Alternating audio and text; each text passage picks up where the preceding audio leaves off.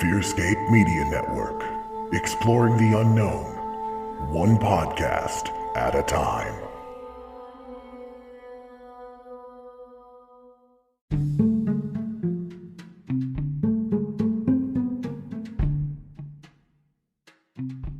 Hi, friends. This is Kelly with Wishful Drinking and Binge Thinking, the podcast where I get just absolutely hammered and I dole out psychological advice. That's right, I am going to be more drunk than that girl you met in the bar bathroom after your karaoke set who said, "You have such good stage presence. Oh my god." That's right, zero preparation, multiple drinks, countless profound gems.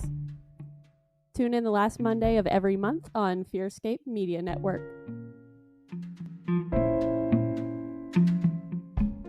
Ghosts in the Attics, Bodies in the Basements may contain graphic, violent, vulgar, or explicit content not suitable for all listeners. Listener discretion is advised.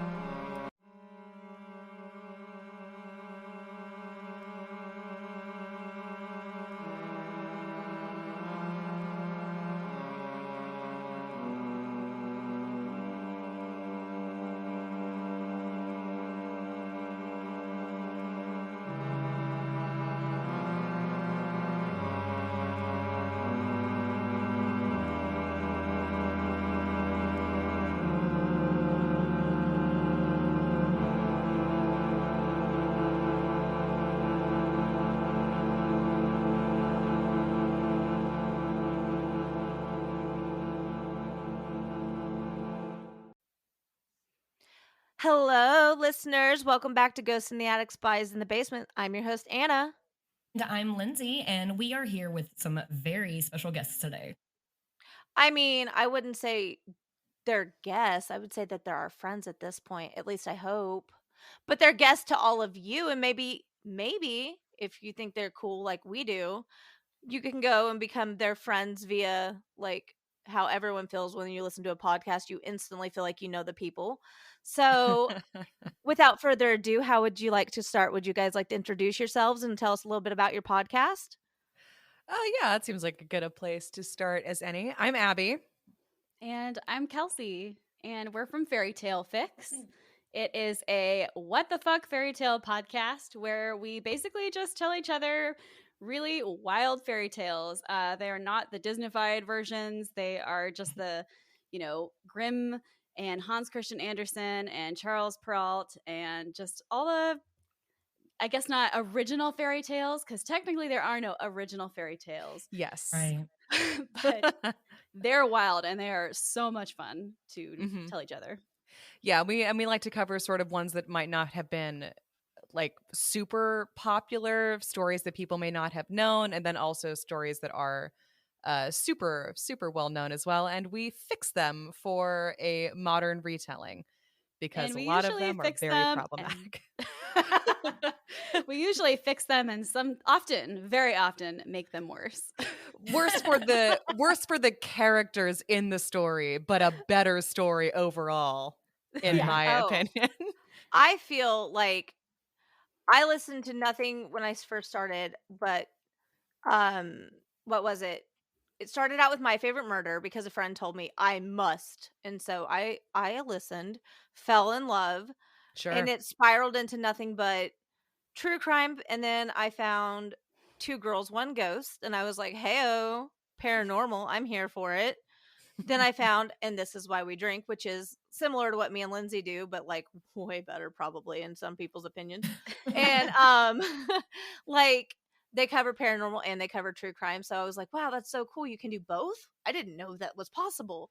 And then I was looking at all the top rated new podcasts one day, and I found you guys like, I think a month after you launched, and I was just hooked.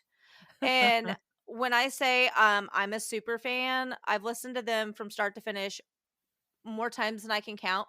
For one, you have very soothing voices, so whenever I'm trying to like relax, but I want like, because I have ADD, I can't like just, my brain has to have something to focus on. So silence is the worst.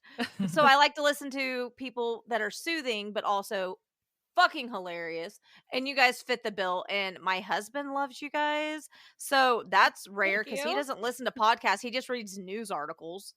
Ew. I know, right? He needs to develop some better entertainment. Right. Oh, he secretly likes TikTok, and he will not admit it. And I'm like listening, and I've heard this TikTok before, and I'm like, "Oh, you're on TikTok?" He's like, "No, I'm on Facebook." I was No.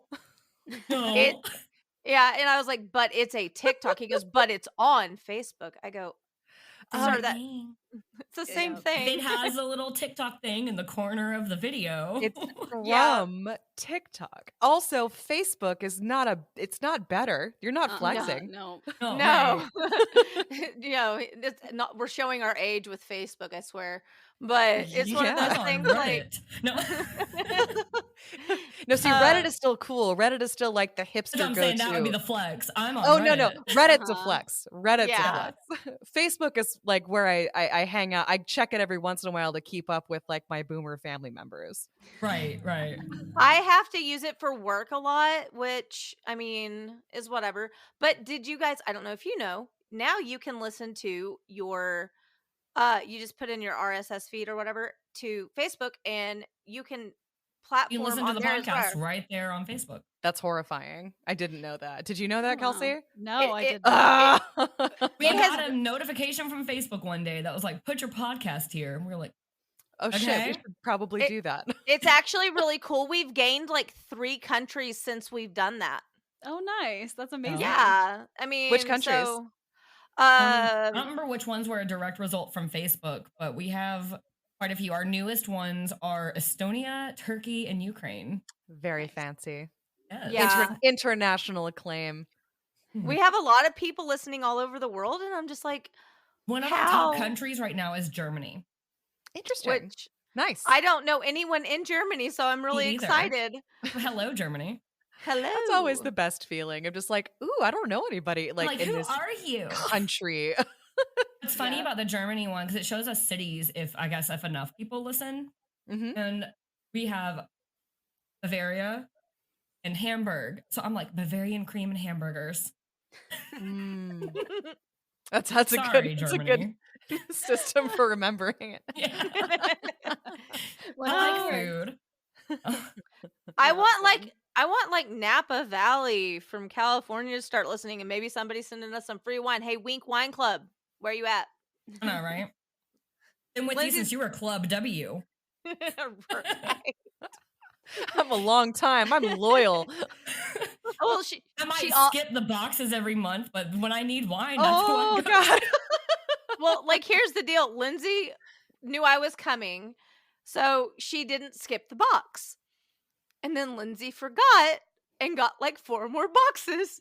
So the next time I went to her house, there was a plethora of wine, and she goes, Yes.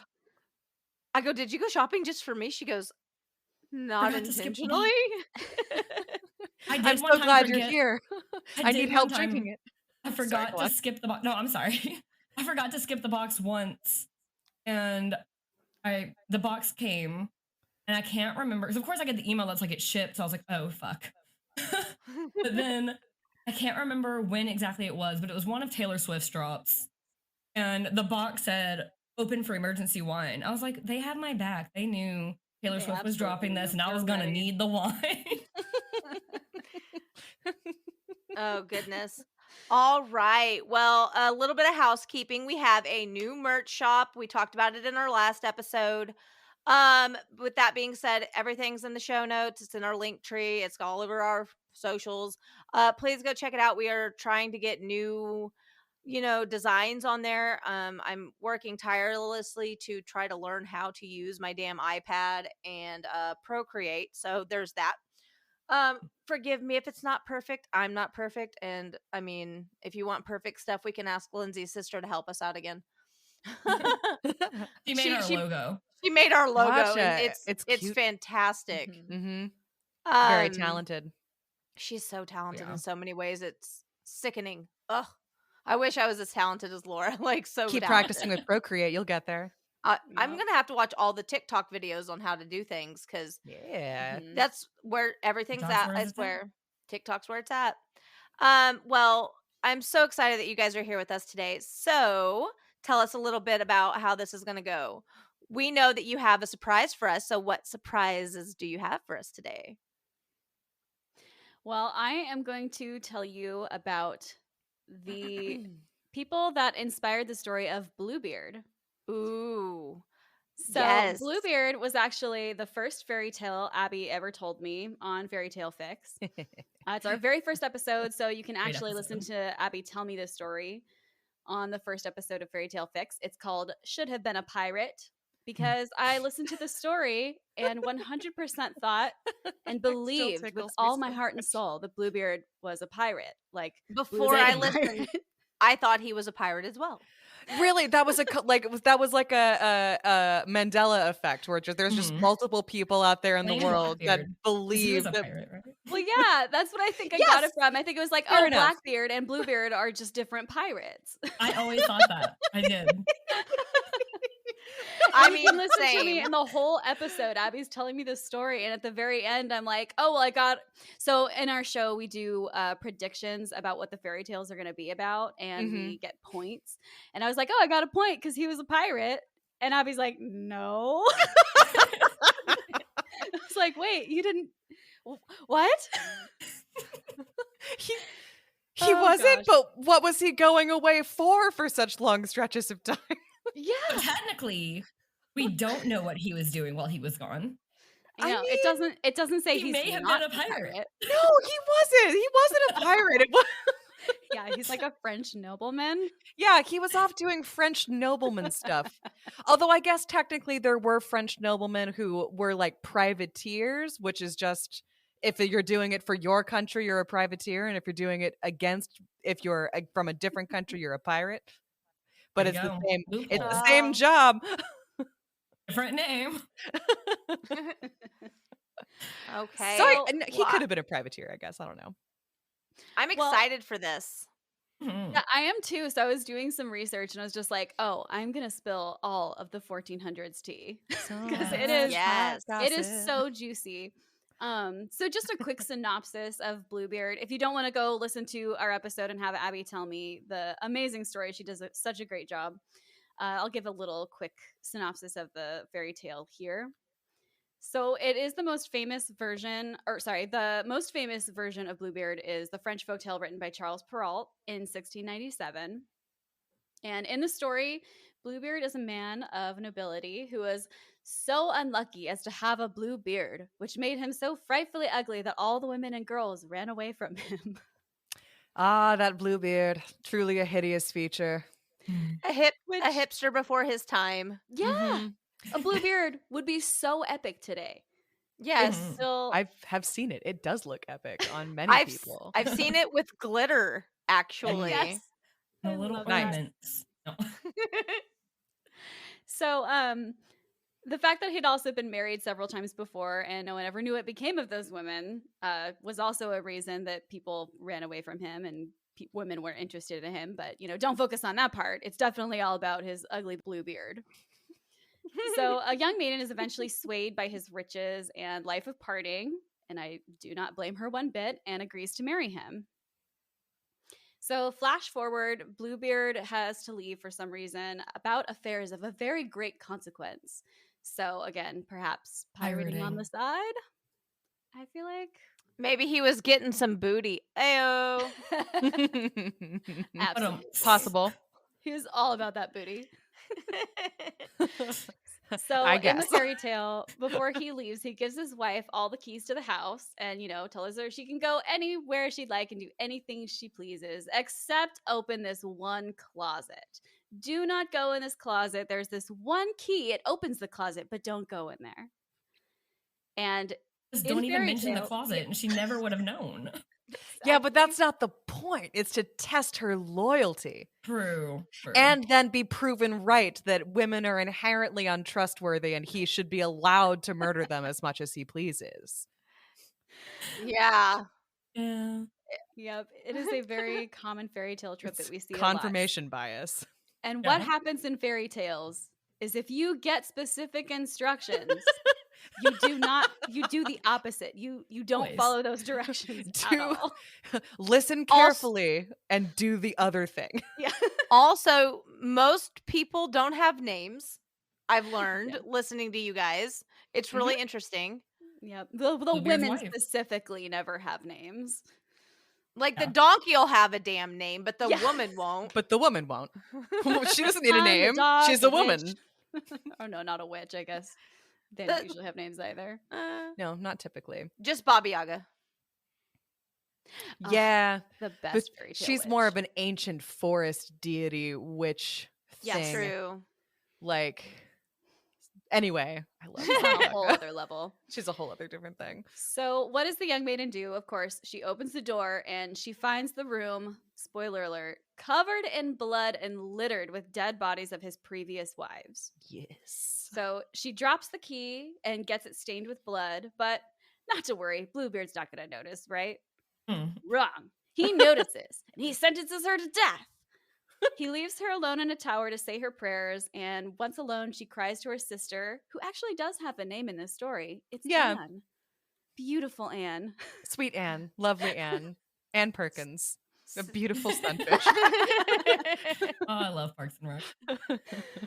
And so she just happens to be in earshot of the young maiden, and they scream at each other for a bit, all while Bluebeard is wondering what the hell is taking his wife so long to come down to get slaughtered. Super weird, right? She's usually taking her quite sweet punctual. time up there. It's She took almost no like she time doesn't- getting in that closet. Yeah. Well, as luck would have it, the young wife's brothers show up at the last minute and save the day and kill Bluebeard. Hurrah! And they all live happily ever after with all of Bluebeard's awesome stuff. So that was the very, very quick Kelsey Notes version. Light Dark Notes. Great summary. It was a great summary, yeah. So there's also fairy tales like Friedrichs Bird. There are a couple of similar ones that are around the same kind of theme. Yeah, I actually, there are ways in which I like Friedrichs Bird better. It's a very similar story in the sense that it's about a man who kills his wives, but in the Friedrichs Bird story, which I believe, Anna, you wanted to, that was one of the ones that you wanted to tell. I on the pod. had highlighted that in my Grimm's fairy tale, and I was like, oh, and then you guys were going to cover it. I was like, okay, fair enough. So Yeah, we I had think we'd already done covered that it. one on a Patreon episode. yeah, So we would not have been able to make any fairly predictions. predict. Yes, And I'm so glad. By the way, I don't think we mentioned this on this episode, but Anna and Lindsey came on our show. Yeah, Yeah, we didn't even say that. we didn't mention it at all. We should talk about that. there's one of those surprises I mentioned. Yeah, Anna and Lindsey came on a recent episode of Fairy Tale Fix. It was our 35th episode, I believe. And that by the time this comes out will be up on our feed. That you can go listen That one's to. called Strong Chaos, baby. Strong Chaos, baby. January, was it 18th it comes out? Yes, yeah, it came out on January 18th. Yeah, because What it time was you all right are hearing before my this, it's out. birthday. Yeah. Yeah, because it was right before my birthday.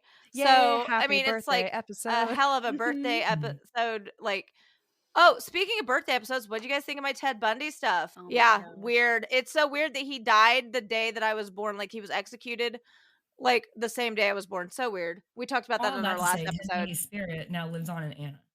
No, I'm just joking.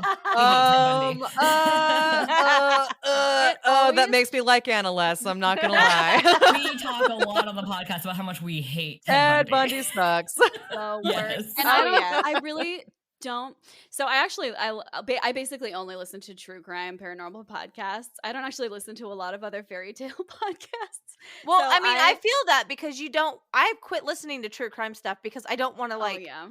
Accidentally copy- copy. Yeah, I get exactly. really, really paranoid. about Although that. Abby is on another podcast as well. Would you like to drop that?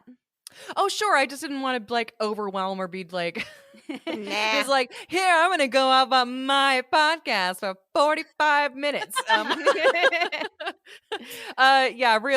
Real quick. I'm on another pair of podcasts. I'm on a sci-fi space opera, Firefly meets The Expanse meets Farscape It's sort amazing.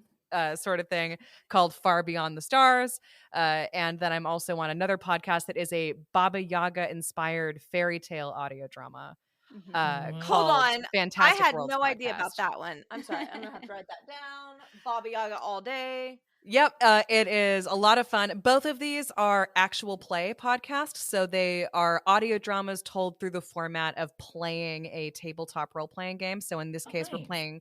we're playing Pathfinder for the Baba Yaga one and Starfinder for the space opera Far Beyond the Stars one. So And I just want to say I have played 2 tabletop RPGs in my whole life so and you far, just and nailed it at both of you them. do not have to understand the game to listen to the podcast or enjoy the story at all. No, we edit out a lot of like the talking about the rules. You don't have to understand how the game is played Yeah. to appreciate the story. But Okay. it's largely improvised using the rules of these games as sort of like a framework. Okay, because I was going to say, as a child, I really wanted to play Dungeons and Dragons with all the boys, and they're like, girls can't play it. Gatekeeping bullshit. Yeah, and then I just never got into it. Well, that's a damn shame. I highly recommend. I had a similar experience growing up, and I got into them as an adult instead, and I highly recommend. My sisters and some of our friends and stuff back home all do it, so I should get with them. You should. I've never delightful played fun. anything, but I'm not big on games because my brother was a sore sport and like ruined every game because he'd cry and throw tantrums. Oh. Love you, Neil. You still do it to this day, and you know it. Ask your Mhm. husband. But I digress. But when I was so mean when I was a child that I would passive aggressively when he'd piss me off, because I don't like believe in hitting people. So I would just rearrange his very meticulously organized Pokemon cards and just disarray the shit out of them. That's the And perfect revenge. He never knew who it was until like 15, 20 years later. And then I like slipped up. Who else Like, would it be? I don't know. And he was just like, you bitch. And I was like, yeah, well, I mean, I mean, it it's kind of worked. on him for not realizing because you're his only sibling. I know. Well, Well, until we got adopted. But yeah. It's just kind of funny. It's like, The how did younger you not years, figure it only out? sibling. Like, but that's the only game I played when I was a kid, just rearranging Neil's Pokemon cards. so funny. It's a fun game. Sounds like a good one. Okay. So Back to Bluebeard. Bluebeard. Back to Sorry. Bluebeard. So back right. to people who suck. Back to people who Right. blow. Go yeah, on. I was gonna say that I don't get the whole Ted Bundy, how people think he's so handsome. Because what? Ugh. I'm We sorry. are big advocates of no. That is No. Even if he absolutely, wasn't a like- murderer, no. Yeah. Yeah, Well, like, but yeah, exactly. the fact that I he don't get is a it. murderer is Makes it 10 extra. times It's worse. extra unsexy. They're like, Yeah. he's so charming though, and I'm like, he Yeah, is. It's called he's being a psychopath. Are you sure? Yeah, he's a narcissist. Of course he's charming. Mhm. Ugh. Anyway, Kind of the whole shtick. so on the subject of people who just suck, it's possible that the story of Bluebeard was inspired by the first documented serial killer. That's obviously, The first documented serial killer? Really? arguably the first documented serial killer. because Okay, they that's have, like- exciting. Yeah, so I'll go into it a little bit. But his name is Gilles de Rais. He is a Ooh. French knight and lord from Brittany, Anjou, and Poitou. And I am not French, and I don't speak French, so I'm. It probably sounded gonna- believable yeah. to me. When I we was talked like- about This him wrong. on our Bluebeard episode, I called him Giles. So you're already like, I did so look up how to better. say It's his better. name. Gilles de Rais. Ooh. It sounds legit. So Ray was an accomplished soldier and fought alongside the likes of Joan of Arc, which is actually really interesting. Oh, But yeah. he led a secret life where he committed the act of more than 100 gruesome child murders. Trigger warning for child abuse. So just if you are triggered by things about child abuse, this person was really horrible and did absolutely horrible things. I'm not going to go into all of the really gruesome details. That stuff is on Wikipedia if you're more But you interested. may want to fast forward through the next But yeah, couple minutes. so just trigger warning on that. Plug your ears and hum. So he committed the act of more than 100 gruesome child murders, and this horrible act led him to becoming, arguably, the first documented serial killer. So, like many serial killers, Ray had a tragic early life, which I thought, I feel like every serial killer always says I feel like that's always the thing. They either have a head injury, they were abused, neglected, something. Yep. We've Tragic always been very big backstory. advocates on this podcast of it's not an excuse to kill people. No, a lot of people had really shitty childhoods, and a lot they of didn't people kill don't turn anybody. into murderers. Exactly. But The only his thing I father- murder is spiders. Aw. But Kelsey loves spiders, I and love she spiders. names them, and you'll have to go to her podcast to hear her spiders' names. Yeah, They I have a all black J-Lo, widow 'cause that's outside me. my house right now, and I call her Mama. Hey, Mama. I'd be She's terrified. outside the house, so she can stay there. It's Oh, the outside the house ones, those big like weaver spiders. The garden spiders. Oh, they're gorgeous. Yeah, And they're all named gorgeous. Charlotte.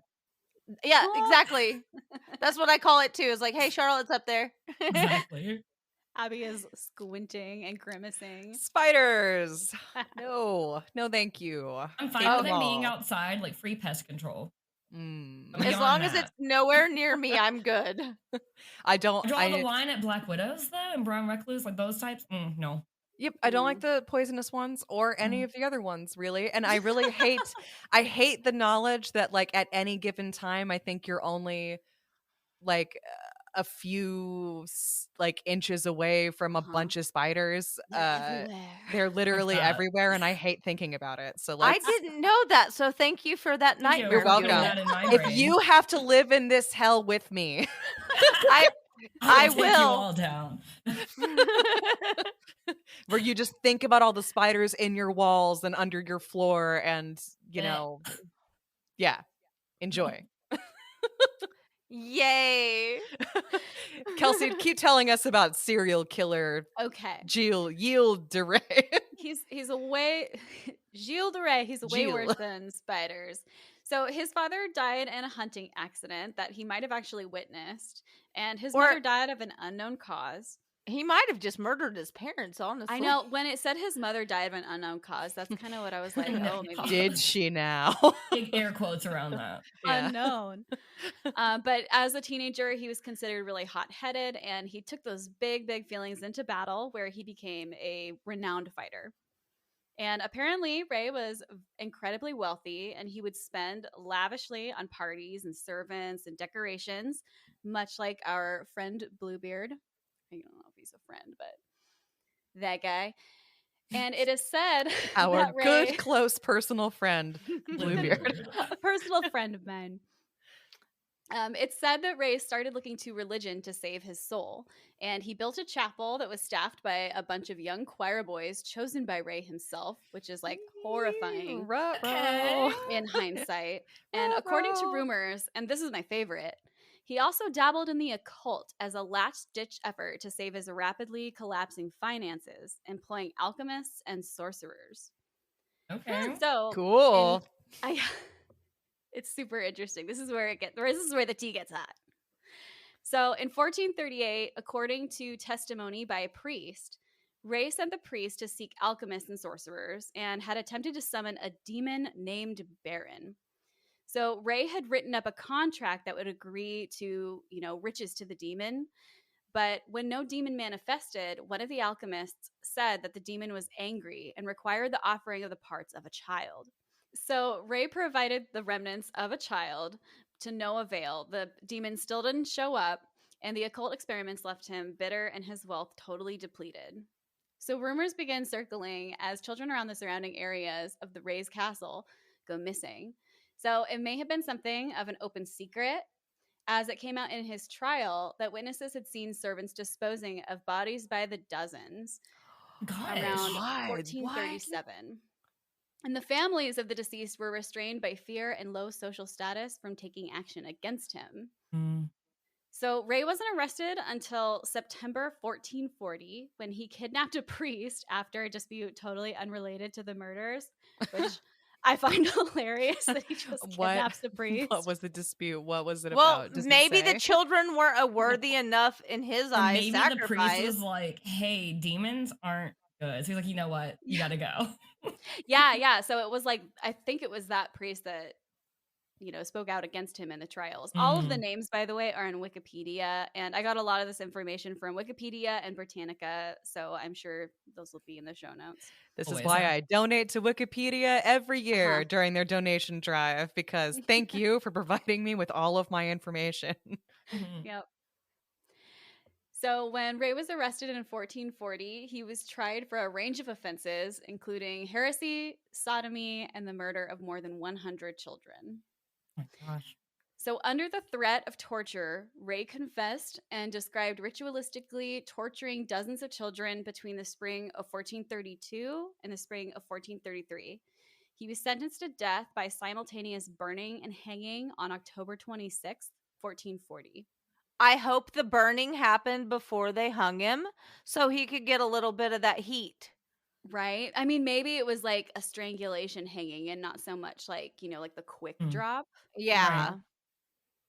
So this totally blew my mind. This was from the Britannica article. In one last nauseous irony, a tradition emerged in which parents around Nantes commemorated the anniversary of Ray's execution by whipping their children, perhaps to impress on them the gravity of the sins for which he had repented. This practice is believed to have survived for more than a century after his death. What the hell? Holy shit! Like, what do they do? Say, like, hey, I could be murdering you right now. Yeah, right? I Wow. could have sent you off to Ray's castle. Jeez. Except this beating, it's better. So other than the Mercy. partying, it really doesn't sound a lot like Bluebeard to me. No, but because it's like kids and not not women, as not like wives. wives. Yeah. So I love this part too. So there are also doubts of Ray's guilt. So counter arguments are based off of the theory that Ray confessed under the threat of torture, which, as a true crime podcast, that happens Yeah. constantly. People confess when they're feeling threatened or scared. And they also think it could have been part of an act of revenge by the Catholic Church for practicing paganism. Yeah. The Duke, I can see that. Ooh, okay. and also because it was a political priest that reasons. accused him in the first place, too. And he Ooh. wasn't he Also- killing altar boys? Yeah. Yeah, so there's that. Also, the Duke of Brittany, who had the authority to prosecute, also received the titles to all of Ray's former lands after his conviction. And the Duke Ooh. divided the lands among his own nobles, making historians question whether Ray was a victim of the Inquisition, which, if you're not Okay. familiar with the Inquisition, it's a group of institutions within the Catholic Church whose aim was to combat heresy. I bet really my only know mother-in-law like the could school Spanish me on Inquisition that. joke. Yeah. Nobody expects a Spanish Inquisition. So he might not have done any of it, is what you're Yeah. saying. And what about mean- the witness accounts of dozens of bodies? Is made up? I mean, possibly. I think most historians agree that he did commit the murders, but these are just counter arguments. There's actually an anthropologist who named Margaret Murray who wrote a book called The Witch Cult in Western Europe, which sounds awesome. Yeah. I wanna And read she that. speculates that Ray may have been a witch and an adherent of the fertility cult centered upon the pagan goddess Diana. Although, like I said, most historians don't really see Ray as a martyr to pre-Christian religion, but as a lapsed Catholic who descended into the crime and depravity. Well, But I love that I love that idea that maybe it was just the Catholic Church mad at him for practicing paganism. It fits the bill. Well, because also he was a follower of Joan of Arc, who they also pinned Mhm. witchcraft on and burned at Yeah. the stake. It makes sense. Yeah. There's a version of history in which that makes a lot of sense. Absolutely. Right? The truth may be somewhere sort of like in the In between. middle. Yeah, definitely. Maybe he was also We're like, he wasn't a nice guy, but he Yeah. also wasn't a mass murderer. And maybe those bodies they saw, I mean, maybe they felt like they had to say that so the Catholic Church wouldn't also pin shit on them. You never Yeah. know. You never Mhm. know. Yeah, absolutely. That's fascinating. Let's go It ask is the demon. fascinating. I'm just joking. Yeah. What was his name? What a weird name for a demon, by the Baron? way. Baron. Not Beelzebub or Yeah. one of the other ones. The one that starts with the Z that you can't say or apparently summons it, which I ain't trying to fuck with today. Oh yeah, I know that one. Zandamal? I'm joking. I don't know that one. Oh, Zandamal. Yes, of course. If you guys probably haven't read my book, Anna. I wrote a book and I named a demon Zandamal, and he goes by Xander because it sounds more human. It's It just does. I love He's It also Zandamal. sounds pretty dope. Xander's a great he's name. he's a snarky fucker, and it's Very hilarious. Crowley-esque without being Crowley. Mhm. Ugh, I love Crowley. Same. That is a Shameless demon plug from for my book on Supernatural, Abby. accident. Crowley is a demon from the book Good Omens. Thank you very Oh, much. well, Oh, which You're one are talking you about talking about? Supernatural. Oh, okay. well, Yeah. Good Omens Ah. is great. I've never read Good Omens, but now I will have to make that. You know, you could just watch the Amazon Prime miniseries and get a pretty good idea of what the book was about if you're more I of was a... referencing Supernatural. Yeah, totally, He's my totally. favorite Crowley. Good Omens is way better, but you know, that's Well, Supernatural took just a my shit. opinion. Like, it was amazing, and then it just Yeah. like I stalled I don't out know. around season 10. One day It I'll just- finish it. But it got super repetitive and like Yeah. Okay. Yeah, For you gotta fix so the long. apocalypse. Your brother is in a fight, and you're Oh, both no, really emotional. Sam sucks. I Big was about to say, surprise. and Sam is a piece of shit. Love Mhm. Jared Padalecki. Hate the characters he plays. Yeah. Yeah. Yeah, he played Garbage Boy on Gilmore Girls too. Mhm. Which Which let Anna and I could talk forever about Gilmore Girls. they changed his character after like 4 episodes. He was a decent guy to begin with, and then And they then were they like, had to let's make change him him. crappy. I don't know. That's a whole tangent and a half. We could talk Yeah. for hours Gilmore about our Girls- problems with Gilmore Girls is a Girls, separate conversation. Let's just including start- how horrible Rory and Lorelai are. Yes, could Let's start just get it out there. we could talk We about, could- talk about that. We just all need to start a podcast that says bitching about Gilmore Girls. And Emily just is go the for best days. Gilmore Girl, and you will never change my mind on that. There's an episode of a podcast called I Hate It But I Love It that you will love so much because they have a Gilmore Girls episode where they basically say all of these things, Yes. and you will feel so validated in your feelings. I'm sure we talk about it quite often. Anyway, that's a totally separate thing. Yeah, well, All right. Go on, Kelsey. I have one more Bluebeard. person to talk about. It's a lot shorter. So another possible inspiration. So that was Gilles de Rais. That was one Okay. of the most notorious, like very first documented serial killers that we know of. I thought it was really interesting. It doesn't sound so much like Bluebeard to me, though. No. Right. Murdering children. I guess the partying might be. It sounds more like Hansel and Gretel, to be perfectly honest, like killing a bunch Yeah. of children for whatever reason. witchcraft. For witchcraft, yeah. Mm-hmm. But there is another possible inspiration for Bluebeard that sounds way more likely. It's a lot older, so there's a lot less information. This is very much based on legend. And Okay. his name is Conomor the Accursed. Ooh, Just Yes. that's a great name. Isn't it perfect? Yes. I would just like to know how you get such an epic fucking title, like the Accursed. Like, By- what did you have to do? great by being an epic asshole. I'm pretty sure is the Yeah. answer. So Conomor was a king in early Britain, and he was widely known for his cruelty. It's actually suspected that he was a werewolf, and I have zero other information. I could not find a lot of info about him being a werewolf specifically, but there is a lot of cool information about, you know, the werewolf scare in France a long time ago. It was Oh my like a God. werewolf epidemic. Oh, damn. Damn, I should have done that. Conomor was said to have 3 wives before he married a woman named Tréfine, which led her to refusing to marry him because of his reputation. But after Conomor threatened to invade her father's lands, then she agreed to marry him, Oh, which sounds a lot more like Bluebeard already. yes. Very, Yeah. very much more Bluebeardy. Yeah. Yep.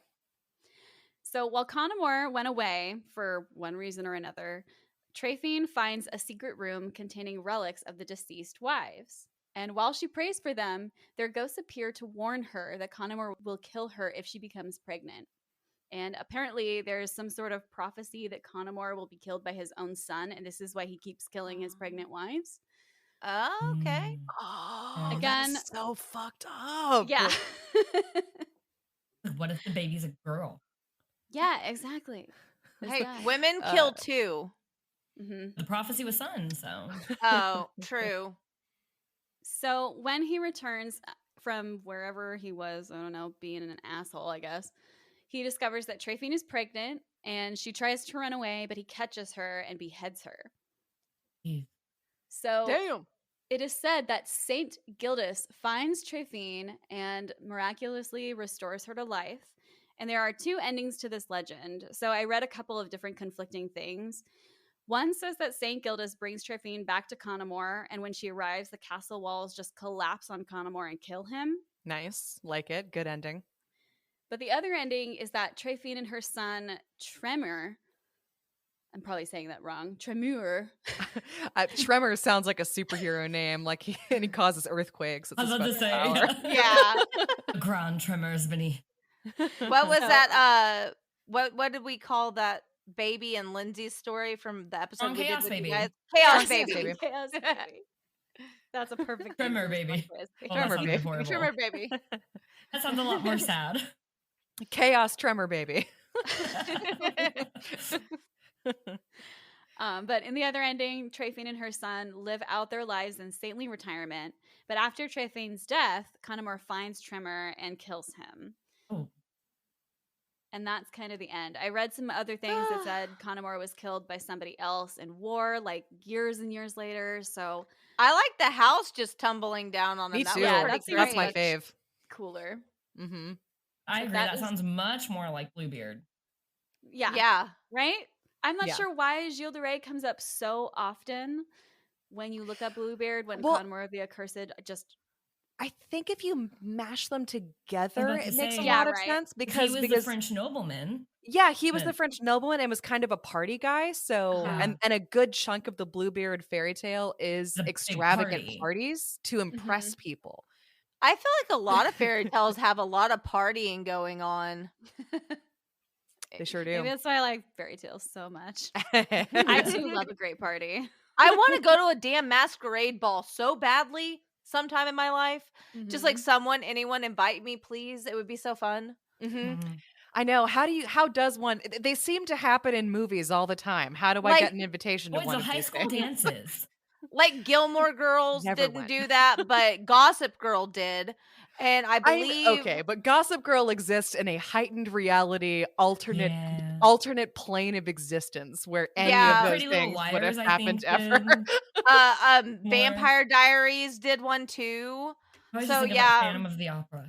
Mm. We just That's need to be on a TV show so we can live out that fantasy. We should that's the solution. We should be a TV show. I feel like my life is a soap opera that I did not ask or audition for. So My the last- least the universe could do would be to give you a production Masquerade team ball, and a damn lot of it. couture. Yep, right. I just want to wear fancy clothes and a mask, so I don't Well, have to we use have the so much masks right makeup. now, but the wrong side of the face. Right? That's not what I wanted, You universe. have I to didn't laugh ask to for keep this. from crying. Oh, no joke. No, thank you. Oh, This man. this panorama that we've been I stuck want in my for money like back. ever. Right? Be the more roar- specific in your wishes next time, Anna. The Roaring 20s was just not what I we want to wear a expected. mask. Here you go. I mean, the least we could have done is the people who are making the masks and designing them could have made them look way cooler. And we all could have collectively decided to wear cooler looking masks. Actually found one on That's a fair. Dormie's website at one Oh, point yeah. that looked like a They- bra cup But Yes. they're that just very you lazy. stuck over your mask. They can show. Aw. I definitely want to go buy one. think- Oh, it was hilarious. I was like, Lindsay, did they just cut up a bra and put it like ear pieces on it? Like, it was so weird. It was very weird. Well, that was really like really fascinating because I heard you guys tell Bluebeard on your first episode, but I had no idea that there was ties to like real things in it. Yep, there's that. It was literally horrible. looks like a It bra looks like a bra cup that they I added would ear straps 100% wear to. it. for your face. Is it padded? I only wanted probably. Up. Yeah, Push up. give you good chin support. Necessary. So that was That's intense. Fascinating. Yeah. Very interesting. So How are you going to follow that up, Abby? I'm going to follow that up with something that you've already done. Ooh, I like it. Fortunately, I think I'm not covering the same creatures you went for. Ooh, we have creatures? I like creatures. Yeah, because you did leprechauns, changelings, banshees, and marrow, right? When you did your episode. By the way, the marrow, I swear, that has to have some tie to fairy tales because they're really terrifying individuals. Oh yeah, marrow are extremely scary. Yes. But I'm going to be just giving a little list of cool Irish monsters. Which ties back into our first episode. So how fun is it that we have two Ironically, tie-ins? Yeah. I love it. Episodes. I think that like that makes this such a beautiful like little dovetail. Yes, specifically planned this on accident. This was on purpose. Our first episode. And for the record, we forget what we cover all the time. So yeah. No judgment on you not knowing that we covered that. Me and Lindsey have most of the stories we've covered. Me and Lindsey have actually done research on shit we've already covered just to find out we've already covered it. It's like, wait, this sounds I was really gonna do familiar. a whole episode on changelings, and I started reading a story, and I was like, why is this familiar to me? Oh, because we told it already. We talked about it already. Tell me about my people. Tell me about the Irish. Yeah, so I will our people. Oh, the Irish. Yeah, because Kelsey took care of the true crime section of the podcast, so I figured I would dip my toes into the paranormal, supernatural aspect of it. Ooh, love it. Because I love Irish and Celtic monsters, fairies, stories. They've always been a big chunk of why I was interested in this. So I almost said field, like this is like a thing that I professionally do, like as a folklorist. I podcast professionally, but this is why this subject really interested me, because I've always really enjoyed Irish fairy and folktales. They're definitely one of Kelsey and I's favorite types of story to tell on the podcast. I think in March we're planning on doing just Irish fairy and folktales. Yes, I'm here for the that entire month coming up. Yeah, it's going to be the best time. So I mostly used a website called the Irish Road Trip. They had this awesome, very long list that I'm going to be referencing really heavily in addition to Wikipedia. They also have county guides and a bunch of other resources in addition to a list of mythological creatures. So if you ever want to go to Ireland, go check out their website. It's great. It is on my bucket list. Goals. Oh my gosh, absolutely. Me too. So I'm going to do a couple of different things from that list, more time depending. I do have the Banshee on here, which I know that you did in your previous podcast, but I think they're so cool and I still want to talk about them. Yeah. Yes, do. So I'm going to kick off with the Banshee, or as she is also known, the Keening Woman. And the author of this blog opened this portion of it by saying that his dad used to scare the shit out of him, insisting that there was a banshee in his grandmother's backyard. Oh my gosh. Which was overgrown and dipped a little bit toward the back, so there was always a part of it you couldn't see. Oh no. And his dad told him that was where that a banshee lived, in the garden, and he totally believed him. And he vows in the blog to give his dad a good boot in the arse when he sees him again. I feel like that's great parenting, though. Absolutely. 100%. I love it when parents or grandparents, especially grandparents, like tell kids really scary stuff that they definitely shouldn't be. Mm-hmm. I have that happened to me a lot as a kid, and I think it contributed to my active imagination. Yes, my aunt used to tell me crazy shit, like if I didn't wear socks to bed, that the witches would come in the windows and chop off my toes. Oh my gosh! And I was like, but I don't like the feeling of socks and blankets. It's weird. So I was terrified. I was terrified that witches were gonna take my toes. So yeah, if you guys, fun for the audience, write in any platform. Let us know the weird shit your parents, grandparents, aunts or uncles, whatever, told you when you were a kid that just That was off terrified the wall you. crazy that terrified you? We'd love to hear it. I'm gonna send So you would we. mine. Yes, because please. I feel like that would be such a fun episode. Like, Absolutely. Yes. Oh my gosh. So this Irish guy who wants to kick his dad in the ass the next time he sees him goes on to say that depending on who you ask or what you read, the true form of the banshee tends to change. Some people tell you that banshees take on the form of a spirit, while others say that she's a fairy of sorts. And there are two things that everyone does tend to agree on. The banshee usually appears in the form of a woman. The banshee is one of the most terrifying creatures in Irish folklore, and that it is commonly believed that the scream of a banshee is an omen of death. And it's said that the scream or wail is a warning that there is death approaching. So if you hear the scream of a banshee, a member of your family will probably pass away shortly. Mm-hmm. I love it. Another common belief is that every family has its own banshee. Oh, which- like you, Hmm? like a pet? No, not like everybody a has not their like a own pet. banshee? Like a spiritual attachment to your family. Yeah. Like yeah. Oh, like a fucked up spirit guide. mm-hmm. yeah. I love Yeah. Yeah, that. exactly. So numerous folktales feature banshees. Kelsey, I have a couple earmarked for fairy tale fix, probably during Halloween, because they read like very spooky ghost stories. I love it. Yes.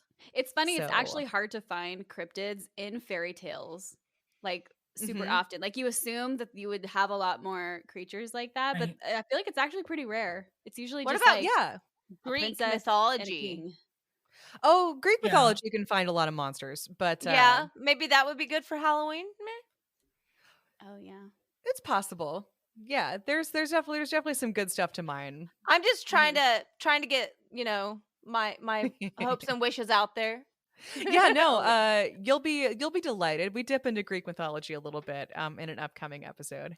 Yes. Love I Greek actually have mythology. a Greek story I've been saving, and something you said earlier today made me, I think I'm gonna do that one really soon. I love it. Yay. I'm so I excited. love Greek mythology. One year for Christmas, I got like a big foldable family tree of like all like Zeus's kids.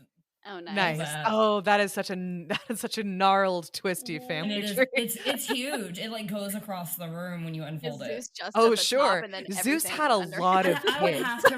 have to look at it again to see who all's on it, but it's a lot.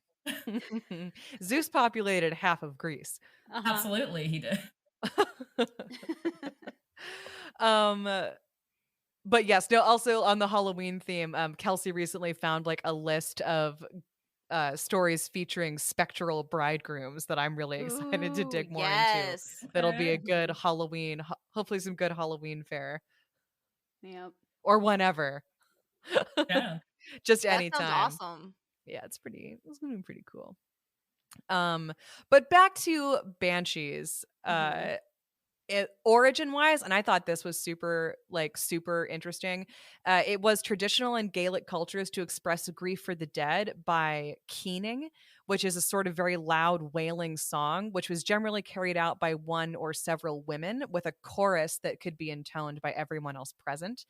And then there would also be physical movements involving rocking, kneeling, or clapping, accompanying the keening woman or group of women who were often paid for their services. This was something that you could do professionally.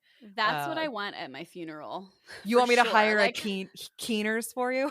yes, that is what I want. I'll do I it. will hire you a group of wailing women to come That tear their sounds hair and epic. beat their breast at your funeral. That sounds so epic. Right, it does. It sounds awesome. It really does. Like the Irish know how to throw a funeral Mhm. They know how to throw any sort of gathering. event. Yeah. Event, yes.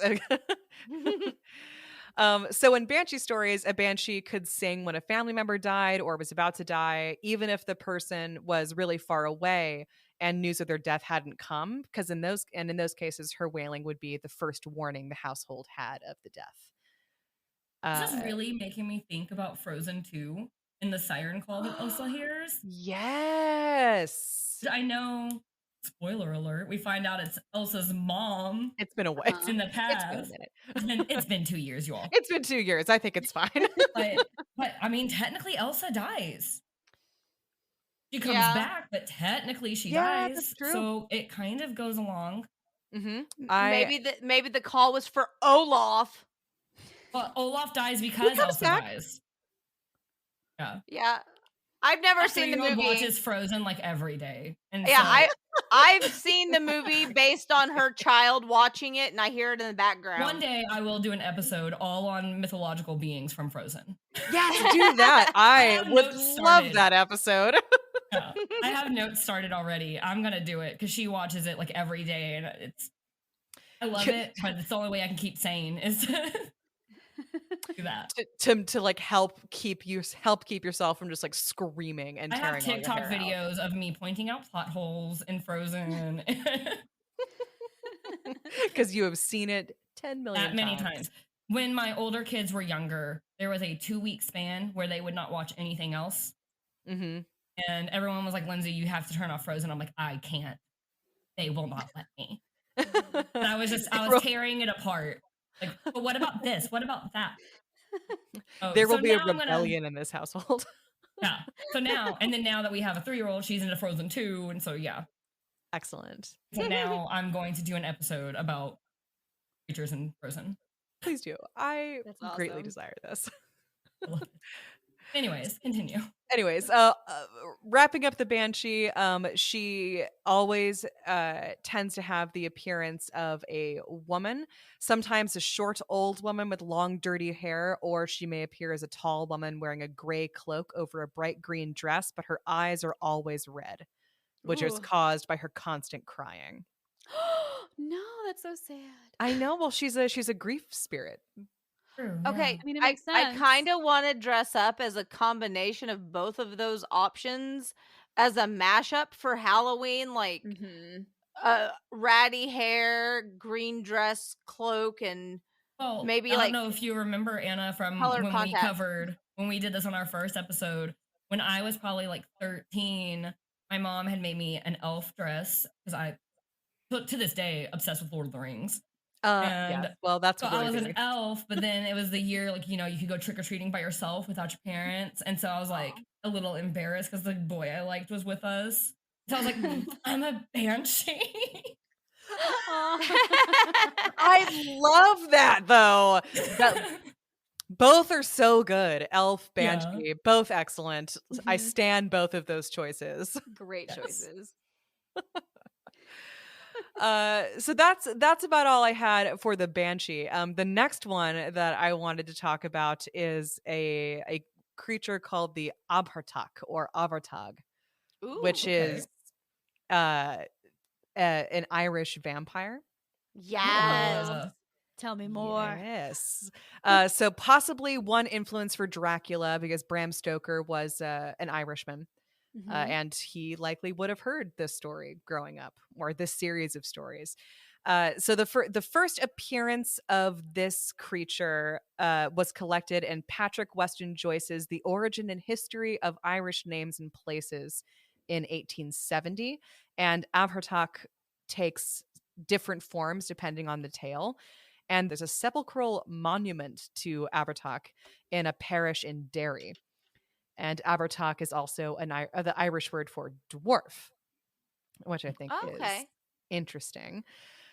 So in Joyce's book, he says that this dwarf was a magician and a dreadful tyrant.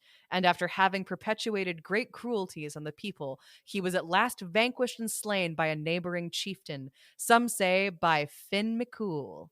That is his name. His name is Finn McCool. That's a That's badass name. such a Hell good name. Yes, a famous Irish folk hero of legend. Nice. He accomplished many great feats and has literally the coolest name. So Yeah, it's McCool. McCool. it's a very McCool name. That name is pretty McCool. Yeah. So Abhartak was buried in a standing posture, but the very next day he appeared in his old haunts, more cruel and vigorous than ever. And so the chief slew him a second time and buried him as before. But again, he escaped from the grave and spread terror through the whole country. So yeah. Why would they bury him standing up? That's so fucking weird. I don't just know. Like, I know that's the weirdest takeaway from that, but like that just blows my mind. It is a weird way to bury someone. But wait, it gets weirder. Oh, yes. But wait, there's more. But wait, there's more. Okay, so, obviously this guy's not staying dead. They have to figure out something else because he's just, he's not consenting to stay dead. So the chief then consults a druid, and according to his directions, he slays the dwarf a third time, buries him in the same place with his head downwards, which subdued his magical powers so that he never again appeared on Earth. Oh. And the gravestone raised over the dwarf is still there, and you may hear the legend with much detail from the natives of the place, one of whom told it to me. That's what Nice. Patrick Joyce said in his book. Oh, nice. Yeah. I really want to go to Ireland and have people tell me these stories. Like, I want to go to too. Ireland and hear all the stories and see all the things and just never come back. Right. Just live there forever. Although I heard European countries do not put ice in any beverage. Nope. So I don't know if I could. I don't know if I could do that or not. Well, it's already pretty cold. Ice. I don't need ice. Yeah, that's true. I eat like, I don't know if you guys have Sonic where you live. It's a restaurant that has the best. Sonic is ubiquitous. Yes, it has the best fun fact about Sonic, it's originated in my hometown. Oh, really? Nice. Yep. Sonic is from Shawnee, Oklahoma? Yes, it is. Damn. It's so weird that it's where I'm from, but yeah, it's like the weirdest thing. Awesome. But I'm obsessed with their eyes. Yeah, Brad Pitt was born in What? Yeah. Oh, yeah. He's not proud of it. Him and Angelina Jolie came to Shawnee once, and they shut down half the town. No, because we have like this teeny tiny little airstrip, and they had a private jet. And this, I think, was before all the kids. Was it literally just he just wanted to be like, this is where I was born. Behold. No, he came see it all right here. Bye. It's all right here out your window. There's not much to see. Sorry, Shawnee. But he like the police and everything, like private security, like shut down like half the damn town so he could get to his grandma's house. And like, I was like, what the fuck is going on today? I'm sorry. Is Brad Pitt suddenly the president where you get to shut down the town if you show up? I was about to say, when we lived in Colorado on a military base, they didn't shut down that extensively when the literal president came. Yeah. Right. I don't like being a celebrity is wild if you can hire private security to shut the town down for you to go visit a relative. Like it was so wild. I was like trying to go to work and I was like 17. I was like, what? I'm sorry, Brad Pitt. Some of us have real jobs that we've got to get to. Go visit your visit your grandma the way everybody else does. Yeah, geez. Sorry, I gotta go to Denny's. Leave me alone. Like, it was awful. I was like late, and then they wrote me up, and they were like, "Oh, well, it doesn't matter that the town like has every street pretty much blocked off." I was like, "Am I supposed to fly to work?" I had to leave work early once. One of the times Obama was coming. And I had to tell my boss, I was like, I live on base. I'll be locked out. Like, I need to go. And he's like, sounds fake, but okay. I am so happy that I learned the story of how Brad Pitt personally fucked up your day. Yeah.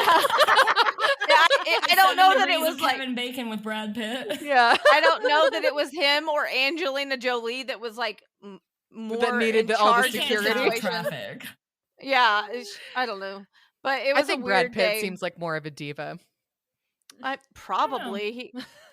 I mean, I won't get into that. That's too mean. I was gonna pick on his hair from the '90s, but that's like every guy in the '90s hair. It was all bad. It was like they put the cap on and picked it out with tweezers and just bleached the like strands. It was weird. I don't know. It just crazy. But yeah, so Brad Pitt's from Shawnee, Sonic's from Shawnee, and I eat about a bag of Sonic ice every other day. Literally, it's like my favorite snack. It's weird. Yeah, they've got like the crushed ice, right? Yeah. But so there are a couple of different variations of the Abhartak. story. One of them is him rising from his grave to drink the blood of his subjects, which is where kind of the more vampire-y elements of the story come into play. And then the chieftain who slays him is sometimes named as Cahan, which is another famous Irish clan name. And the hero variously consults an early Christian saint instead of a druid and is told that Abhartak is one of the walking dead and that he can only be restrained by killing him with a sword made of yew wood, burying him upside down, surrounding his grave with thorns, and placing a large stone on top of it. Wow. That sounds complicated. Yeah, very That where the complicated. stake comes from, though? That is what I thought about, is Yeah. that like one of the origins for the stake legend. Because also, this is one of the reasons why they thought that Abhartak was a huge inspiration for Dracula, because that is I think one of the ways in which they are able to eventually defeat Dracula is staking him. Although think- I would just like to point out that I've never, and this is what I think needs to happen in the next vampire movie that comes out. They just need to tip them on their head, and then they have no magic powers. Yeah, exactly. They should have been burying them upside down from day one. Because like Yeah. some lores you have to chop their heads off. Like some lore, like there's so many different ones, and then you just have to bury them upside down. Obviously. And that saves so much. Because apparently, like, Bram Stoker may not have had access to some of the because a lot of people also think that Dracula was based on like Vlad the Impaler, Right. but at the time that might not necessarily have been common knowledge in the same way. In Bram Stoker's day, he may not have necessarily had access to that information. Right. So he may have, but also probably not. So this seems like another very likely possible inspiration for Dracula. So you can actually visit Abhartak's grave. It's known as Slaughterverty Dolmen and is also locally referred to as the Giant's Grave. And it comprises a large rock and two smaller rocks under a hawthorn bush. And it's located in the town of Slaughterverty in Northern Ireland. So you can actually go check it out if you want to. Yeah, That's awesome. It sounds awesome and creepy. There's a photo of it that I could share. Of Yes. it Yeah, I'd underneath love to see the that. hawthorn That'd bush. be great. Yeah. So that's that guy. And then there was a couple of honorable mentions. Oh yes, I'm here for it. Honorable mention because Kelsey had a werewolf, a potential werewolf in hers. That there are sort of an Irish werewolf legend called the Man-Wolves of Ossory. Ooh, okay. And the motif of Man-Wolves of Ossory is really strong, apparently, in Irish mythology. There are a lot of old stories that revolve around tribes of wolfmen in the Irish wilderness. And ancient kings of Ireland used to seek their assistance during war when they were going up against a fierce opponent. I wasn't able to actually hunt down any of these stories. I read about that right before we were supposed to come on. So That's that might still be a really future awesome, episode. though. Yeah. Great, yeah. Yeah, super, super cool. And it does remind me a lot of, there's this really incredible animated movie that unfortunately you can only get on like Apple Movie or whatever Apple's streaming service is. But so this reminds me a lot of this movie called Wolfwalkers, which is a movie set in Ireland during one of England's earlier invasions of Ireland, when they were it's around that time period that is the basis for a lot of Irish folklore about pulling one over on your landlord, because your landlord was more often than not a British person at that time, that was screwing you over. So, but this movie takes place at around kind of the initial period of the colonization of Ireland by England, and involves this young girl who goes out into the woods and meets another young girl who can turn into a wolf. And I think that's it's so beautiful. It's such a beautiful film. The animation is gorgeous. The music is gorgeous. The story is fantastic. I highly recommend watching it. And that's what the Man-Wolves of Ossory put me in mind of. Great. Yeah, it's That sounds lovely. awesome. It is I like truly interesting gorgeous. movies. I mean, Mhm. there's so many remakes It everywhere. also features Sean Bean. Does he die? Yeah, no, he doesn't die. Oh, Damn it, that's actually a pretty big spoiler because the movie makes it seem like he will. But then they pull the rug out from under you, and Sean Bean doesn't die. Good for you, Sean Bean. Oh. You're gonna win. Sorry, Anna, I cut you off. You were talking about like remakes being too much, being a big thing. I'm really big on like finding new content. So this is exciting to hear that there's something that I've never heard of before. It's like everything's a fucking remake nowadays. There's nothing new. It's getting really droll. I'm watching a lot of. I mean, there are so many things Housewives. to draw from. Yeah. Every time we read a fairy tale on our podcast, we're like, why isn't this a movie? Why do they keep remaking Cinderella? Why aren't they Mhm. doing Catterhood or Why are they shittily remaking Cinderella over and over again? When we already got the perfect version, uh-huh. the Whitney Houston Brandy version. It's Yes. over. We did it. We achieved peak We have Cinderella. peak, yeah. It's done. Let's move on. I seen another one the other day on Amazon Prime, Yeah. and it has Yeah. like Mhm. I new haven't watched it. people. Camila Cabello, I've never right? heard. I never heard of it. Yep. I haven't watched it. But Yeah, and I was like, it's something. And it's like, it's I'll a leave good it- story. It's fine. It But it's so much funny. fun. It's there are yeah, other there's fairy tales more- that are so good. Oh, we should get a Baba Yaga. Like, Yes. movie Where's series. our Vasilisa the Beautiful film? Ugh, that would be Yes. such a fun Like, story. Yes. That'd be a perfect movie. It would yes.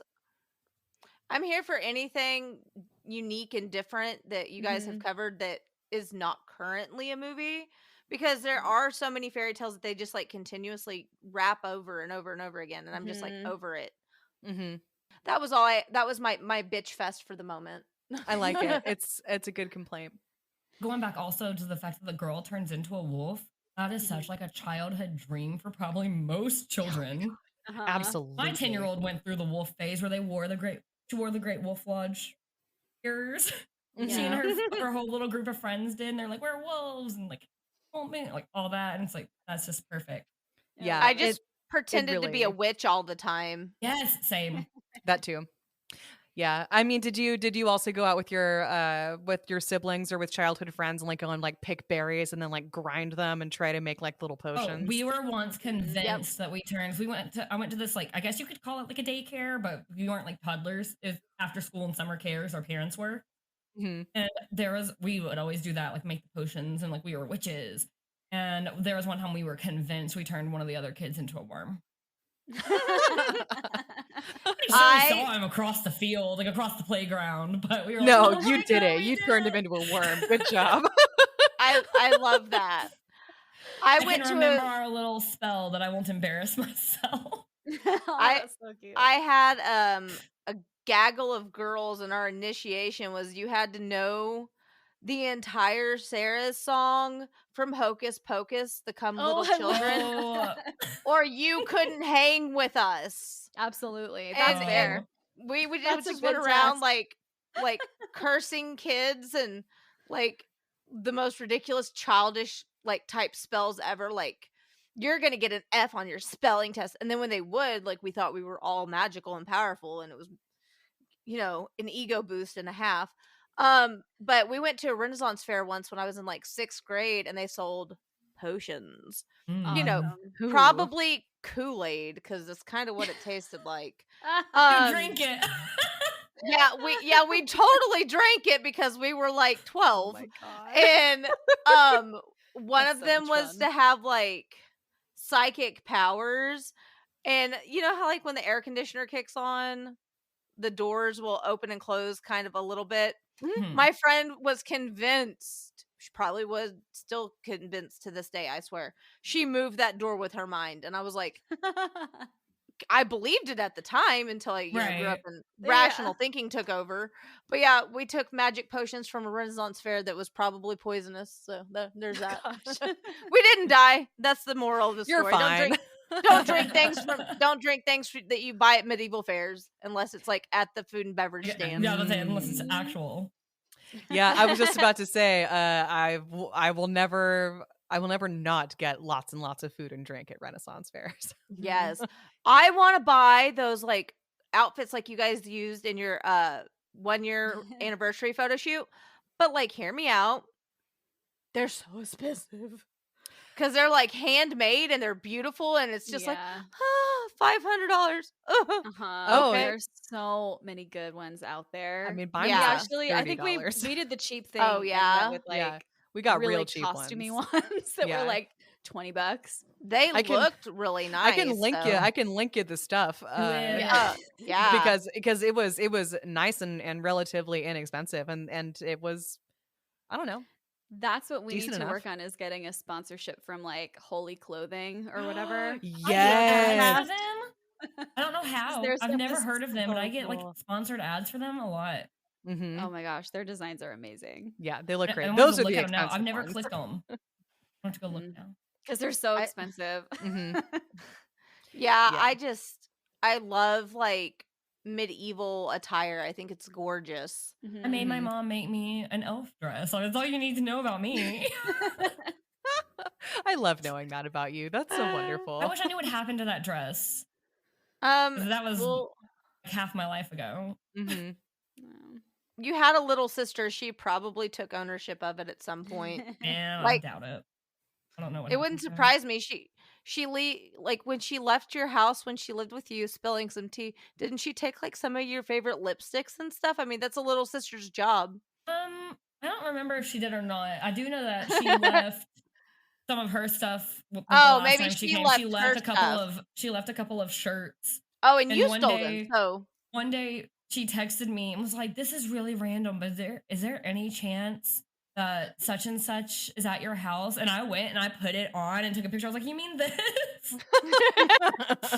maybe There that's have the been story I was times. thinking There of. have been Yeah. times because I moved across the country away from my hometown in 2009, and there have been times where she like would post a picture on Facebook or MySpace or whatever, and it'd be like, "I'm like, that's my shirt," Yeah. and I've been looking for it for years. Yep. I Sisters, I yeah. had similar Classic feelings sister thing. because I went to visit my sister in September, and I just remember looking at her closet and going, Uh-huh. Thankfully, There it is. Me and my sister have very different taste in clothing.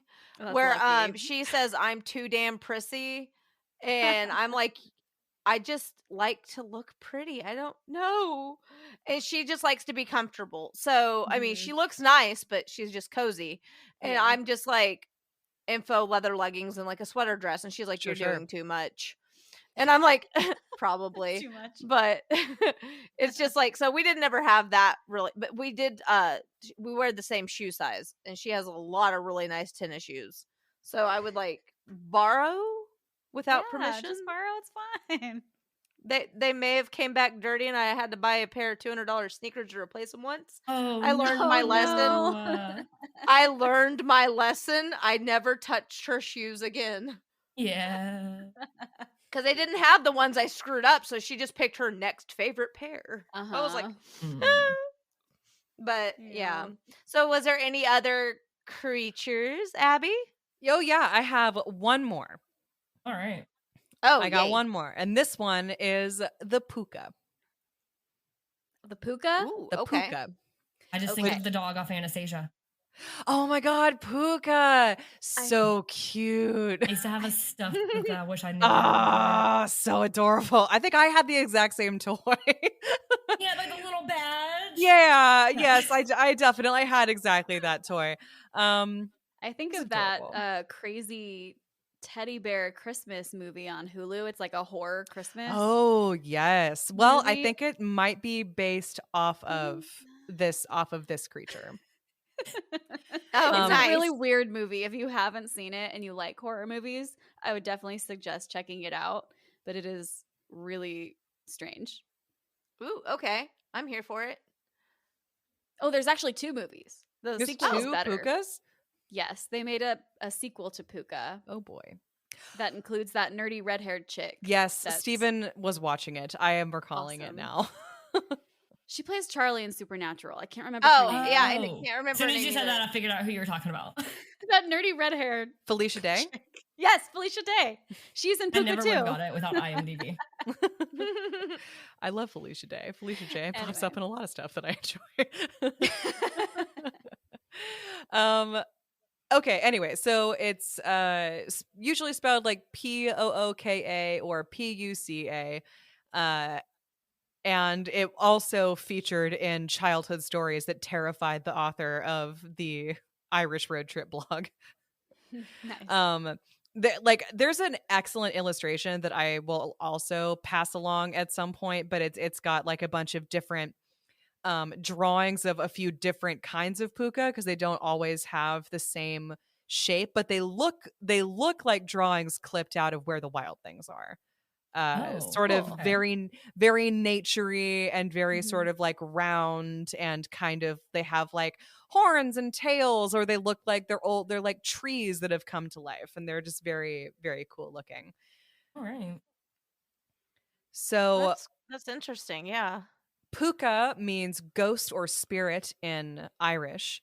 And the author of the blog said that we were always told as kids that the puka was a type of creature that had black or white hair, which doesn't sound that scary until you hear more about what it looked like, which pukas were apparently often mistaken for an animal due to their ability to change shape and size, and they were feared by many a human in rural Ireland. And the puka was known to only frequent quieter parts of Ireland, so that's why you only hear about them in rural areas. Okay. Mhm. They also only appear at night, and it was said that they brought either good or bad fortune to those that they appeared to. And they also don't go around doing physical harm to people Well, either. that's So good. it's much more of like a messing with you kind of Yeah, I love terror. that. Yeah. I love Yes. that chaotic neutral Yes. personality. That's a puka to a T. It's like you choose your own destiny with the how you treat them type thing. Mm-hmm. That's pretty common in Irish fairy tales, I feel like fairies and creatures Yeah. like that. They're not really all bad and they're not all good. They're just kind of whatever. They're around, and depending on their mood and or Mhm. / how you treat them, they will either help you, hinder you, or mess with you and then leave you alone. Yeah.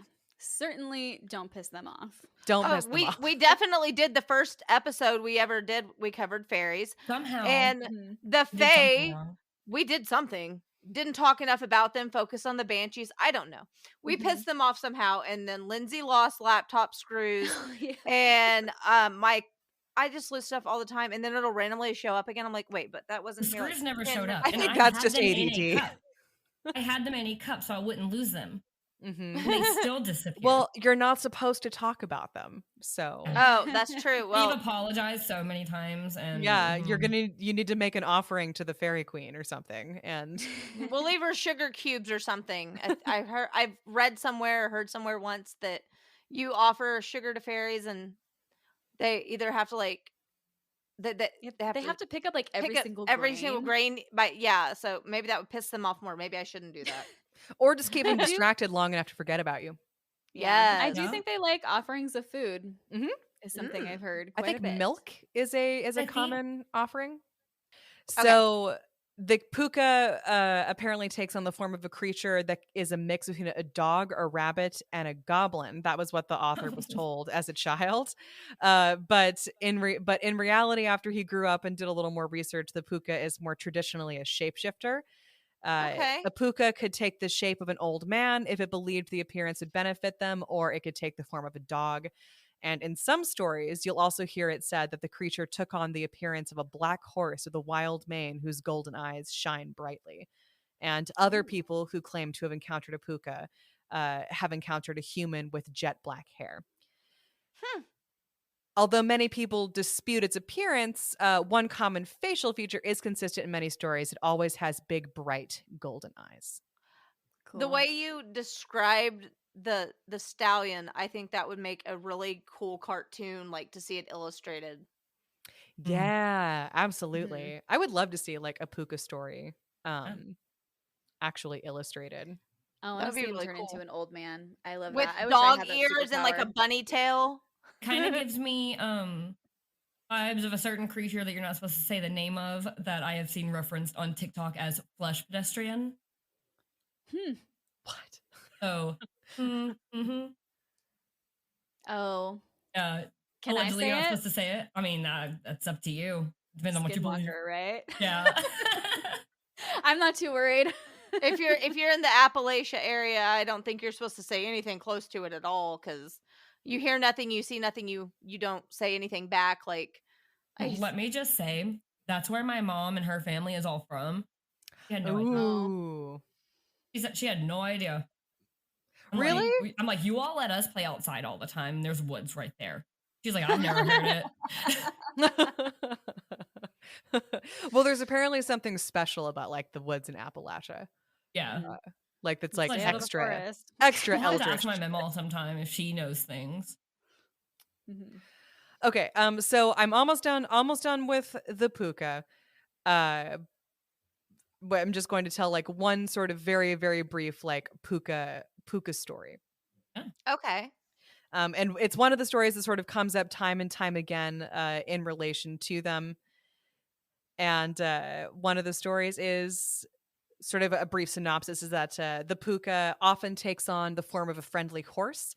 And the puka horse presents itself to weary humans that have usually just stumbled out of a house or a pub and are a little worse for wear, if you know what I mean. And the puka then takes its drunken passenger on a terrifying trip home. Oh my gosh, I love that. Is it terrifying because they're drunk or because it is intentionally to be terrifying? I think it's they're drunk and so they think like, oh, a friendly horse. I'll just ride the horse I would love to home. watch a horror comedy of that. Yes. Oh my gosh. So the author of the blog says, imagine if Formula One was held in a small rural town in Ireland, and you should get the picture of this crazy horse ride. The weary passenger soon realizes that something is amiss as the horse jumps over hedges and gallops around the area in searches of ways to scare its passenger. And they usually have to figure out a way to like bail out. Oh man. Safely. Yeah, that's mostly it. I love it. On the puka, but I love it so I love it so much because it's just like a little tricksy little fairy creature that's just it's really just here to mess with you. Yes, that's kind. Oh, I love that. I love everything you guys covered. Well, we have a little something for you guys as well. Oh my gosh, I'm so we excited. wanted to pull a little bit of the fairy tale fix into the GABB realm. Oh my goodness. Yes, Nice. but see, we don't quite cover fairy tales. That's your department. That's your specialty. However, we decided to pull a little twist on you. What if we covered lullabies and nursery rhymes? Oh, absolutely. Ooh, yes. okay. Oh my god, those are always so messed up. Yeah. Yes. Nursery So- rhymes especially are just horrifying. Yes, we were The hoping plague. that you could make some predictions Okay. About And their then- origins. We'll try. about the origins and then or the fucked up meanings behind, whatevs. Right, yeah. And Okay. and then if you are accurate, you get a point. And if you already know it, but your component gets it wrong, you get their point. Yeah, I love it. That's so exciting. So if you already know which one means what, like you just have to be like, I Well, know. Honor system. Okay. Yeah, but Gotcha. but if you are honest and say I already know, and then they're wrong, you get 2 points. So there's that. Ooh. Yeah, Alright. so that's fun. Hell yeah. And I know y'all are very competitive, so I will keep track of this. I don't know. All right, so I got my little post-it note. All right, Lindsay, do you want to start us off? So for starters, in my research, we were looking up like messed up meanings of lullabies and like stuff like that. And I learned something that I thought I would share before we dive into actual specifics, which is that apparently the word lullaby is derivative from Jewish folklore or Lilith Abbai, which was Lilith go away. So people were singing lullabies to protect their children from Lilith. Oh shit! Wow. Okay. Yeah, Wow. which I'm like, okay, that already starts off dark, and I love Yes, it. that's fantastic. So that was very interesting. And so it kind of also makes it make more sense that so many nursery rhymes and lullabies are so fucked up. And for Uh-huh. anyone who doesn't know who Lilith is, she was a demon who was alleged to be Allegedly, Adam's first wife. wife before Eve. Mm-hmm. So that's where the term lullaby comes from, and I think that's kind of cool. Yes, That's I so love Um, crazy. I had no idea. Yeah. And maybe that's why the origins are so damn dark. Right. that. Right. Well, if it's supposed to be, if the whole point is that it's a dark little song to ward off evil, then Mhm. yeah, that makes a lot of Exactly. sense. Exactly. That's All awesome. right. So we're gonna start off with Humpty Dumpty. Ah, yes, I love Predictions. this. I mean, I've definitely Predictions. heard Humpty Dumpty. Mhm. Yes, but the origin behind Humpty Oh, the Dumpty. Do you have origin any of Humpty predictions? Dumpty. Yeah. Yes. Gotcha. I'm almost positive we talked about this on our podcast at one point because they mention Humpty Dumpty in the fir tree in that Hans Christian Andersen story. Oh, maybe. You're right. Do you I mean, remember? we didn't- do you we didn't remember go the deep origin? into it. I don't Okay. remember this, so you're refreshing my memory.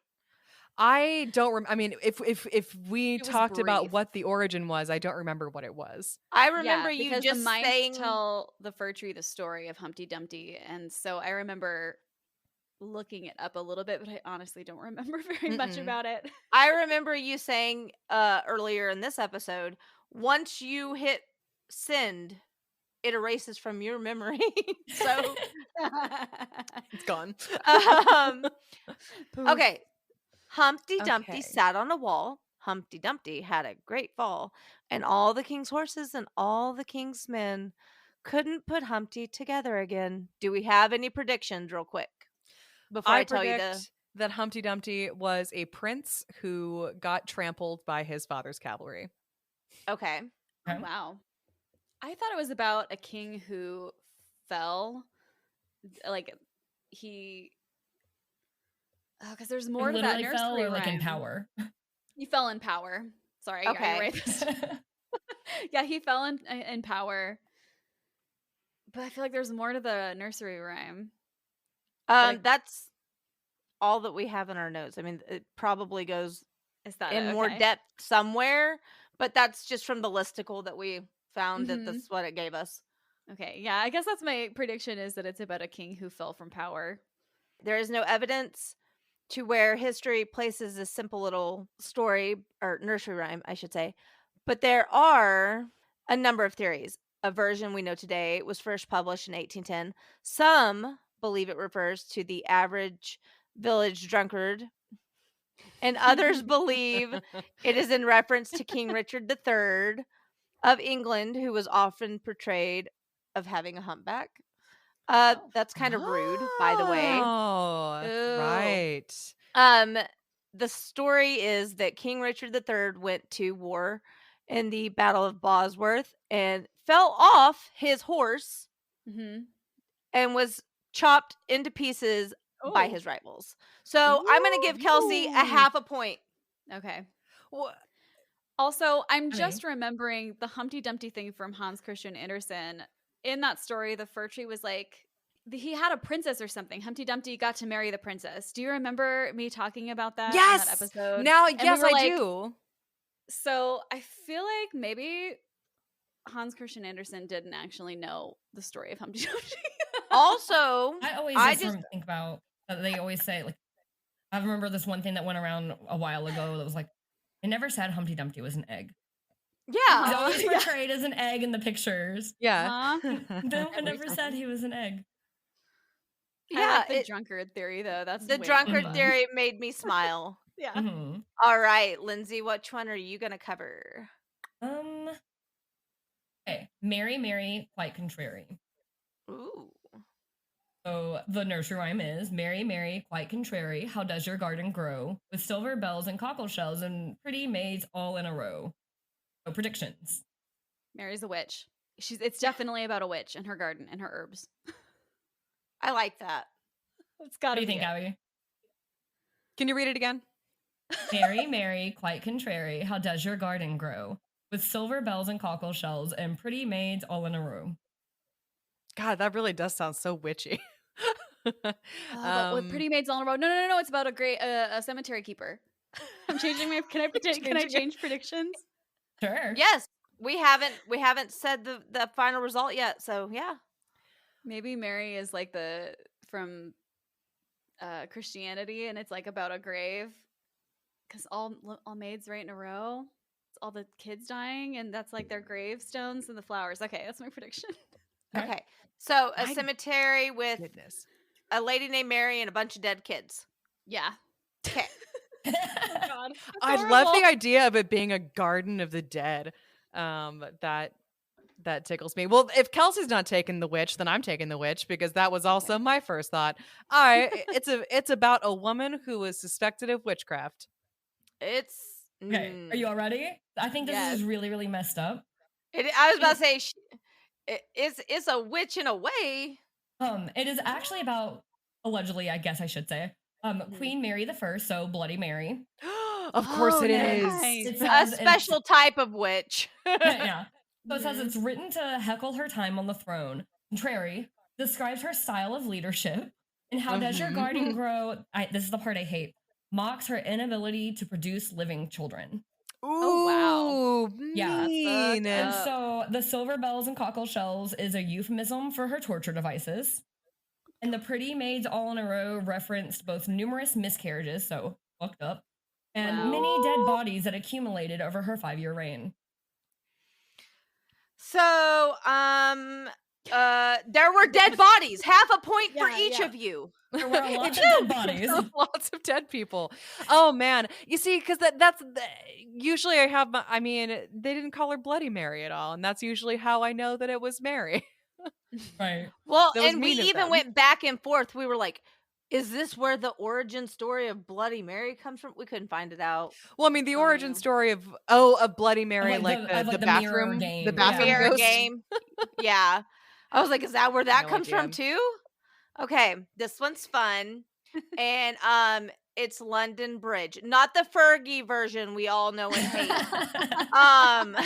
But Right. London Bridge is falling down.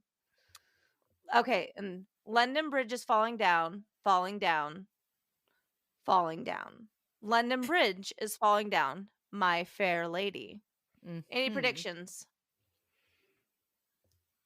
It's definitely like a war. Yeah. Right? Like. Okay, so we're predicting war for each. Yep. It's definitely Okay. I guess like I'm going to predict era, I suppose, since Kelsey and we can't just both say war, I guess. War. Okay, you could predict who went to war. Oh, I have no idea. I mean, England No idea. versus God, England fought lots of people. England A likes to lot. fight people. You know what? Here we go. I'm gonna go out on a limb and I'm gonna say it was the Saxons versus the Vikings. Okay. Because I'm playing Assassin's Creed Valhalla right now, so that's very much Nice. All right, Miss Kelsey. Oh gosh, I honestly have zero clue. And I feel like there's also more to that nursery rhyme too. I think there's extra verses, There is, yeah. but I This can't is just remember what they I are. read. What I Lindsey just is remember the putting this on note. game. You put your arms, take the key, and lock her out. That's the only part I can remember. Yeah. Oh shit. Well, if that's the second verse, then I want to change my answer. Okay. I'm going to say that it has something to do with Elizabeth II and keeping her locked inside the Tower of London. Okay. Elizabeth II, Tower of London. Kelsey? I don't. Are we have still predicting anything. war? You I- already yeah, okay, war. I guess Okay. I have no clue. I am not a history war knowledge person. All right. There are several theories about the meaning of the origins of this very popular, catchy nursery rhyme. Nice. One has it referring to the Viking attack. I was Damn it! saying- Why did I switch? It was hard Why to did be I quiet switch? when you switched? I tried to keep like a Stonewall poker Yeah. face. I was like, why did I win? I I'm already genuinely marked off your impressed. half a point for it too. I'm so angry. The I'm Viking genuinely attack impressed that you've thought of that at all, though. of the bridge in 1009. And then another fable is that the bridge's foundation was made of human children remains. Jeez. Right. There's no proof of that, but No, that is it's a theory. common theory. And the only Wow. way to keep the bridge standing was to offer another child as sacrifice to it. Wow. Right. There's no proof, by the way, that this is it's just a theory on Right. the internet. And you know, Still. everything on the internet is actually true facts, of course. True facts. Yeah, absolutely. Another says that it was dealing with the degradation of the old bridge over time and a call to repair it. So that's Boring. boring as Yeah. fuck. That is a very And boring origin story. Hey, it's fine, Well- now let's make a song about it. Like a song about how we Well- should all pitch in to repair it. Right. That's how they fundraised for it. Then the other one is Walt Disney created a cartoon version in which the bridge was brought down by age and fire destruction. So yeah. There's also But- theories about who the fair lady is. Yes. Mhm. And they are That's Eleanor why I of switched my Provence. stupid guess. No, you could have had that one. I could have had that one. That one was. I was that like, one so could have impressed when you said been that, me. though, too. And I was like, I never would have known. I at should all that never the Vikings second even guess ever myself. fought there. They I have no did idea all who the he was, but- time, and it was right around the time Can't that say I London know was much being about- built. Yeah, I can't say I know much about that part of his story. Ah! Abby is so pissed right now. Legitimately, I'm so angry. Like I am sitting here stewing is in my so own right. rage, and I have no one to blame but myself, which makes me even angrier. Who else is it predicted to be, Lindsay? So Eleanor of Provence, who owned the bridge at one point, Matilda Good of for her. Scotland, who built the first covered bridge and consorted with Henry I, and the Lee family, who carried on the legend about the human sacrifices. Nice. That family sounds fun. It's That's so my fun. favorite one. I like that theory the best. Yeah. Like, They just kept the urban legend going. okay. So We have time last for one. one more. All right. All right. Bring it Okay. on. So I'm going to read the nursery rhyme portion. You guys make your predictions, and Lindsay will tell us the good stuff. Yes. All right. So we are doing 3 blind mice. Oh, I love this one. 3 blind mice. 3 blind mice. See how they run. See how they run. I suck at singing, sorry. They all ran after the farmer's wife who cut their tails off with the carving knife. Did you ever see such a sight in your life? 3 blind mice. Predictions. Gosh, I just thought it was literal. Like, I did too Like, prior to this. Okay, so it's not literal. No. Not literal. Interesting. Mm. Okay. the three The blind th- mice. So I'm assuming the 3 blind mice aren't really mice at all, that they're men. Mm-hmm. Or they're Mice are people. men. Okay. 3 yeah. beggars tried to steal from a rich guy, and his Yeah. cook tried to kill them. I like that. I'd watch that movie. I would too. All right. Was there any other predictions from anybody? No, that's all I've got. Just that the mice are actually people, and there's I've I have no Well, idea. you do get a point for that. The 3 Woo! blind mice were the 3 noblemen convicted Oh, for shit. plotting against Queen Mary I. So back again with the Bloody Mary. Huh? Wow. And Just all over the place. so they were plotting against her, and so as a result, she had them burned at the stake. And so the carving knife is like her going after them. Or going after her. Wow. Well, people took a lot of shots at Mary. I mean, which makes sense. She had she Yeah. was awful, and she killed a lot of people. They call her Mhm. Bloody Mary for good reason, but still, Exactly, yeah. it's a lot I of would say they nursery kind of rhymes crossed the out there. line when they made fun of her infertility problems. Yes, no, that's Yeah. uncool. Yeah, it's I like mean, that- I could see that leading to some very violent, like, and mental issues, and just it's a whole thing. The whole Yeah, thing. yeah. Yeah. But as we discussed earlier, a rough Yeah. childhood is no Yep. excuse to murder people. Yes. Or difference in religious absolutely. beliefs. That's a whole other topic. That's a whole other Uh-huh. topic. All right. So this one is just because we actually have like 5 seconds left.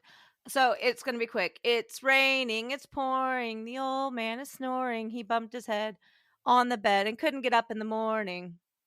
He's drunk. It's because he's drunk. He's Yeah, so drunk. absolutely. I don't have any other guesses. Okay. It's raining whiskey. Right? Okay. So, much like Rockabye Baby, which we did not cover today, but like look it up, it's fucked. This song actually is really dark when you think about it, because it is literally talking about someone getting physical head trauma and Oh. possibly dying. And wouldn't Damn. you know, it just has to, it doesn't have to have a deeper hidden meaning. It's just something fucking catchy and horrible to sing to children. Bumped his head and couldn't get up in the morning. Like, what? I thought He it for died. sure was because he had a huge hangover. Right?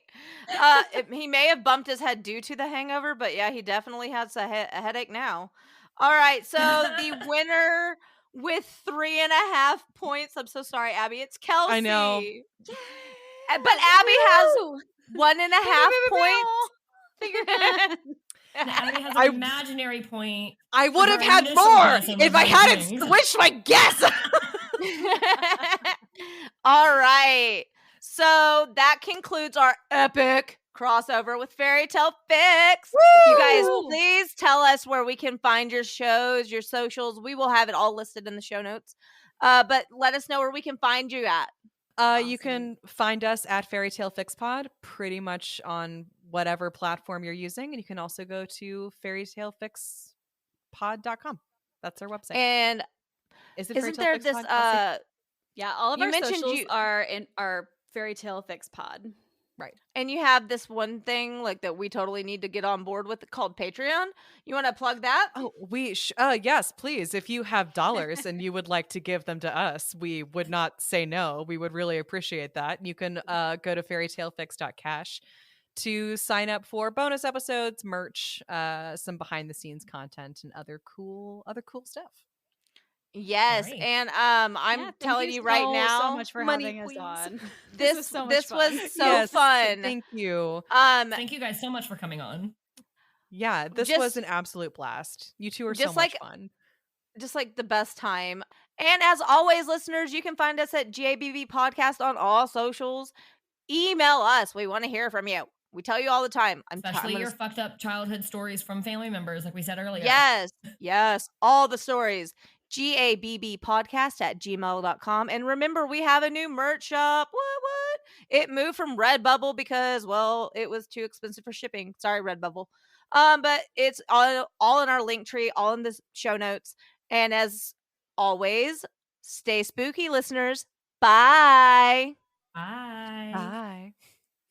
Thank you for listening to Ghosts in the Attic, Bodies in the Basement, a Fearscape Media podcast. Music by Stephen Timperley. Artwork by Laura Ramsey. Find us online at fearscapemedia.com/GABB podcast, or on Instagram, Facebook, and Twitter at GABB podcast, or email us gabbpodcast@gmail.com. Thank you.